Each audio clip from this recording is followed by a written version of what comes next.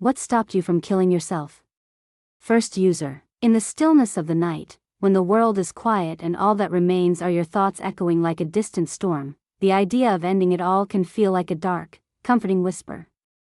But in that silence, another fear emerges, not of death, but of what might happen if you fail. The fear of surviving, of waking up with the scars of your own attempt, is a haunting that grips the soul tighter than the noose ever could. Imagine the lingering aftermath, where the shadows of what could have been cling to you, where every breath is a reminder of a life you tried to leave behind. The fear isn't just of the pain, but of the possibility that you might emerge from the darkness, not into the light, but into a different kind of torment, one where the world has become even more alien, where your body is a stranger to you, where your mind has been fractured by the trauma of a near escape. This fear, this gnawing dread, is what stops you. Not the fear of death, but the fear of what happens if death refuses to claim you. The fear that you might survive, but in a way that leaves you more broken than before. It's a fear that keeps you teetering on the edge, a fear that holds you back from taking that final step, and in some twisted way, it's a fear that keeps you alive. Second user. In the depths of despair, when the world has lost its color and hope feels like a distant memory, the thought of ending it all can seem like the only way out. But then, like a small, flickering light in the darkness, the image of those left behind appears, those who would find you, those who would be forced to carry the weight of your final act. You imagine the scene, a loved one, perhaps your mother, your partner, or even a stranger, walking into the room, unaware of what they're about to witness. You see the shock, the devastation, the way their world crumbles in that instant. You see the pain in their eyes, the way their hands tremble as they try to comprehend the incomprehensible. And in that moment, the burden of your own pain pales in comparison to the thought of what your death would do to them. It's not the act itself that stops you, but the aftermath, the ripple effect that your final choice would send through the lives of those you love. The thought of being found, of being the source of someone else's trauma, is a burden too great to bear. So, you hold on, not for yourself, but for them. You endure, not because you want to, but because you can't bring yourself to inflict that kind of pain on another. Third user. There's a love that transcends all understanding, a love that binds us to this world even when all seems lost. For some, that love is found in the eyes of a child, in the innocent gaze of a little one who looks to you for everything, who sees you as the center of their universe. When the darkness closes in, when the temptation to let go becomes overwhelming, it is this love that pulls you back, that reminds you of the reason to stay. You picture your child's face, their smile, the way their eyes light up when they see you. You think of all the moments you would miss, all the milestones you would never witness if you were to leave. You imagine them growing up without you, their life marked by the absence of your presence, and the thought is unbearable. In your darkest moments, it is their laughter that echoes in your mind, their tiny hands that reach out to you, anchoring you to this world. You realize that as much as you want to escape your own pain, you cannot bear to leave them behind. The love you feel for them is a force stronger than the pull of death, a bond that defies the darkness. And so, you stay. You stay for them, because they need you, because they deserve to have you in their life. You stay because, despite everything, you are their parent, their protector, their world. And in staying, you find a reason to keep going, one day at a time, holding on to the hope that things will get better, if not for you, then for them. Fourth user. It's often said that children have a way of seeing the truth that adults overlook, a clarity of vision that cuts through the noise and reveals what really matters. For one person, it was the simple yet profound words of a niece that stopped them from taking that final step. At just 10 years old, she uttered a truth that many spend a lifetime trying to grasp. Suicide doesn't end your pain, it just passes it to the ones you love. Those words, spoken with the innocence and wisdom of youth, lodged themselves in the heart like an arrow. In the darkest moments, when the world felt like it was closing in, they echoed over and over again, a reminder that the pain you feel would not disappear with your death, it would simply be transferred to those who care about you. Your absence would leave a void, one filled not with peace, but with the agony of loss, confusion, and guilt. You imagine your niece growing up without you, the questions that would haunt her, the sadness that would overshadow her memories of you. You picture the tears, the grief, the way your family would struggle to move on. And in that moment, you realize that you cannot do this to them, that the love you have for them is greater than the pain you're trying to escape. So, you hold on, because even in your darkest hour, you know that your life is worth more than the suffering you're enduring. You stay because you cannot bear to be the source of their pain, because you want to protect them from the very thing that threatens to consume you. And in holding on, you find a glimmer of hope, a reason to keep going, if only for the sake of those you love. Fifth user. In the quiet moments of despair, when the world feels too heavy to bear, sometimes it's the smallest things that tether us to life. For one person, it was the love of a cat, a simple, yet profound connection that reminded them that there was still beauty in the world, still reasons to stay. When the darkness threatened to take over, they would find solace in the presence of their cat, a creature who loved them unconditionally, who asked for nothing but a gentle touch and a warm lap to curl up in. In those moments, when the weight of existence felt unbearable, the cat's purrs became a balm to the soul, a reminder that there was still love, still comfort, still joy to be found in the simplest of things. The thought of leaving this world meant leaving behind this source of light, this being who relied on them, who brought them a sense of peace in the midst of chaos. The cat's love was a reminder that there was still goodness in the world, that there were still things worth holding on to, even in the darkest of times. So, they stayed. They stayed because they couldn't bear to leave their cat behind, because they knew that in the end, it was the small, simple joys that made life worth living. And in staying, they found a reason to keep going, a reason to believe that maybe, just maybe, there were more things out there that could give them hope. Sixth user. Every time the darkness threatened to take hold, there was a vision that would rise unbidden, a vision of a future self, of the person they could become if only they could hold on a little longer. It was this vision, this hope for a better version of themselves, that kept them from succumbing to the despair that clawed at their soul. In their mind's eye, they saw a future where they had overcome their pain, where they had grown stronger, wiser, more resilient. They saw a life where the scars of the past had healed, where the wounds had closed, leaving behind only the faintest of marks. They saw themselves standing tall, unburdened by the weight of their suffering, living a life that was full, rich, and meaningful. It was this vision, this dream of a better future, that kept them from taking that final step. Every time they were tempted to let go, they would be reminded of the person they wanted to become, of the life they wanted to live. And in that reminder, they found the strength to keep going, to push through the pain, to hold on just a little longer, because in the end, it wasn't just about surviving, it was about the hope that one day, things would be better, that one day, they would look back on this time and see how far they had come.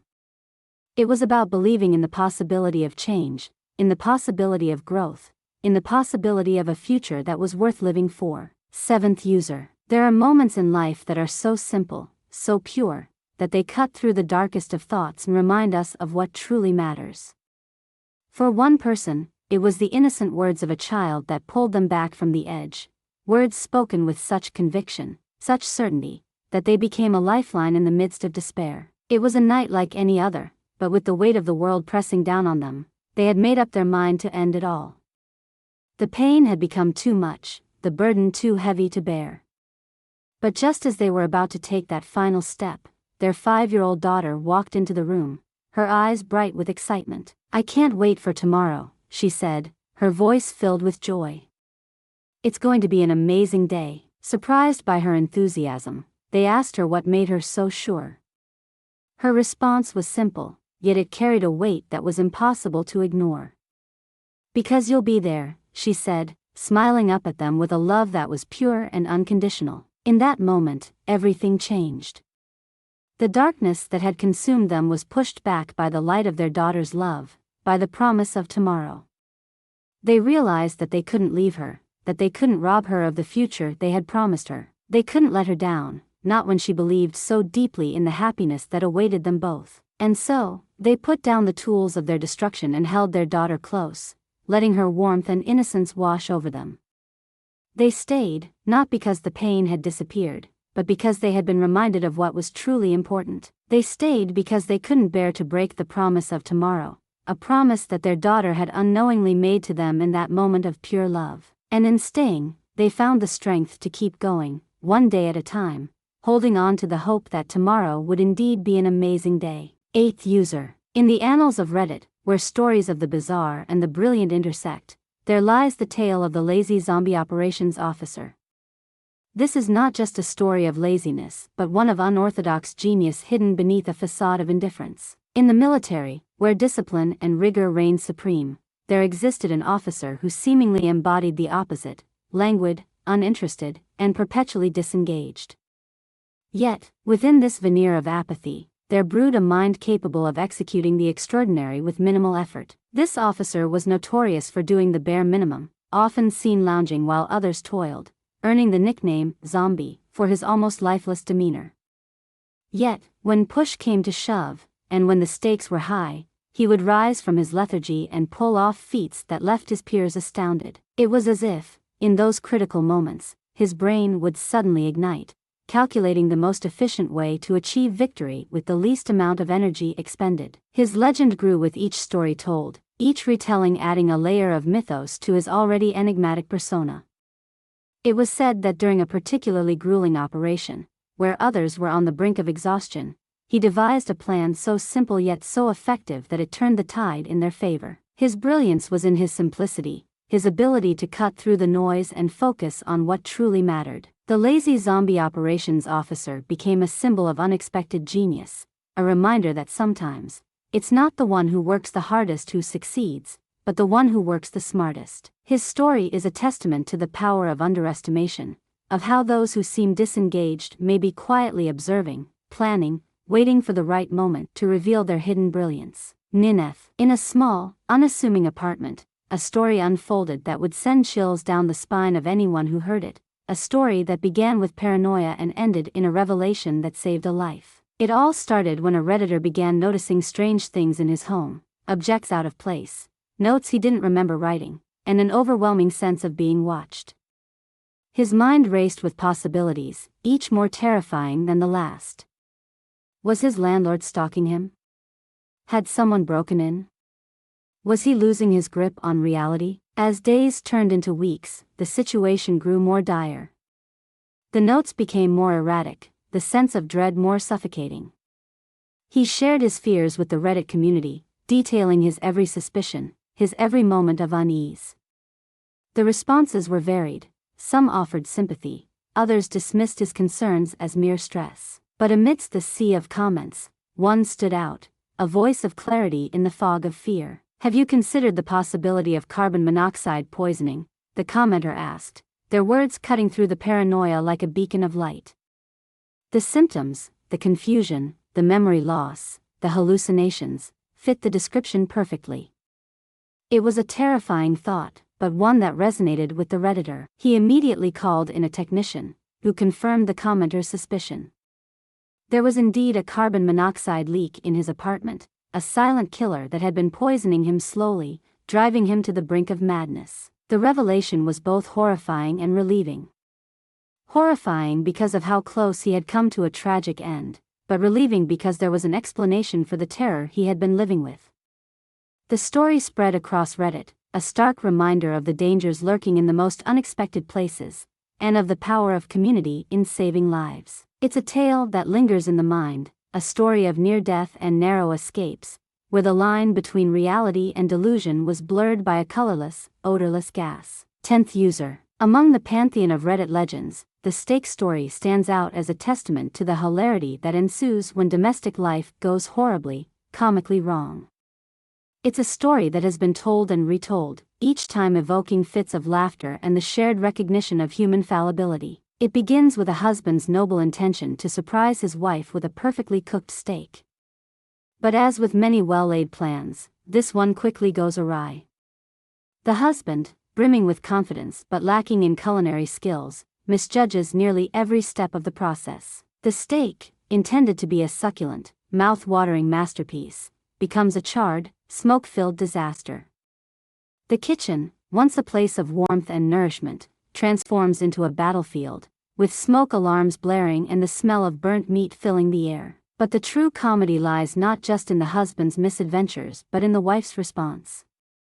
Rather than expressing disappointment or frustration, she recounts the story with a mix of love and exasperation, highlighting the absurdity of the situation. In her version, the steak is more than just a piece of overcooked meat. It's a symbol of her husband's endearing yet bumbling attempts to please her, a reminder of the chaos that often accompanies even the simplest of gestures. The steak story is more than just a tale of culinary failure. It's a celebration of the humor and patience that underpins a loving relationship. It reminds us that in the grand scheme of life, it's not the perfect moments that matter most, but the imperfect ones. The ones that make us laugh, that test our patience, that bring us closer together in the face of absurdity. 11th user. In the midst of the magic and wonder that defines Disney World, a place where dreams come true and worries fade away, there is a story that stands out not for its fantasy, but for its raw, human emotion. It is the story of a Disney employee who went above and beyond the call of duty, showing a level of compassion that turned a day of tragedy into a moment of healing. It was an ordinary day at the park, filled with the usual sights and sounds of joy, children laughing, characters waving, and the distant hum of rides in motion. But for two young girls, this day was anything but ordinary. They had come to Disney World under the shadow of unimaginable loss, their parents having recently passed away. The weight of their grief was palpable, even in the happiest place on earth. The Disney employee noticed the girls wandering the park, their faces etched with sadness. Instead of passing by, he approached them with gentle kindness, asking if they needed help. What followed was an act of compassion so profound that it would be remembered by all who heard it. The employee, upon learning of their situation, took it upon himself to make their day as magical as possible. He arranged for them to meet their favorite characters, to ride the most exciting attractions without waiting in line, and even to have a private audience with the princesses they adored. But it wasn't just the grand gestures that made the difference. It was the small, quiet moments of empathy, the way he listened to their stories, the way he treated them with care and respect, understanding the depth of their pain. By the end of the day, the girls were smiling again, their spirits lifted by the kindness of a stranger who had turned their darkest day into one filled with light. The story of the Disney World employee is more than just a tale of good customer service. It's a reminder of the impact that a single act of kindness can have. It's a testament to the power of empathy, to the importance of seeing beyond the surface and recognizing the pain that others carry with them. In a world that can often feel harsh and unfeeling, this story stands as a beacon of hope, a reminder that there are still those who go out of their way to make life a little brighter for those who need it most. 12th user. In the deep recesses of Reddit, where the lines between reality and the paranormal blur, there lies the chilling tale of the Whistler. It is a story that begins innocently enough, with a simple question posed in a thread. What is the creepiest thing that has ever happened to you? The response that followed would send shivers down the spine of anyone who read it, leaving them with a lingering sense of unease. The narrator recounts their childhood experience in a small, isolated town, where the nights were dark, and the silence was profound. But in that silence, there was something else, something that didn't belong. It was a whistle, a haunting, melodic tune that seemed to come from nowhere and everywhere all at once. At first, it was faint, almost imperceptible, a sound that could easily be dismissed as a trick of the wind. But as the nights passed, the whistle grew louder, closer, more insistent. The narrator, a child at the time, was both terrified and fascinated by the sound. It was a whistle that seemed to follow them, no matter where they went, always just out of sight, but never out of earshot. They would hear it in the dead of night, a lonely tune that pierced the stillness, sending a chill down their spine. Their parents dismissed it as a figment of the imagination, a child's overactive mind playing tricks. But the narrator knew better. They could feel the presence behind the whistle, a presence that watched, waited, and never revealed itself. Years later, as an adult, the memory of the whistle still haunted them. It was a sound that had no explanation, no logical origin, a mystery that remained unsolved.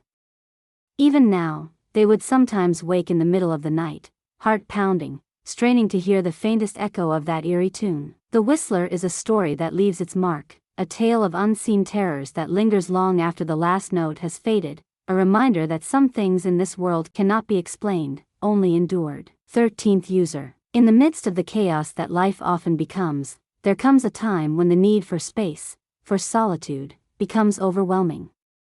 It's not just a desire for four walls and a roof, it's the yearning for a sanctuary, a place where the weight of the world can be shed, if only for a moment. For one person, the drive to get an apartment became a beacon in the darkness, a goal that anchored them to the present, to the possibility of a better future. The apartment wasn't just a physical space, it was a symbol of independence, of freedom from the past that haunted them.